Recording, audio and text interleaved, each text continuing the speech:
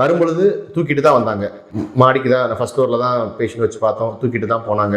2 பேர் சப்போர்ட் பண்ணி நடக்க வைக்க ட்ரை பண்ணப்போ கூட அந்த அளவு வந்து அவரை நடக்க வைக்க முடியல. ரொம்ப கஷ்டப்பட்டு தான் ஷிஃப்ட் பண்ணி தான் கொண்டு போனோம். ஒரு வாரம் கண்டினியூஸாக ஃபிசியோதெரபி ட்ரீட்மெண்ட் கொடுத்துட்டு இருந்தோம். மைல்டாக இம்ப்ரூவ் ஆனாரு.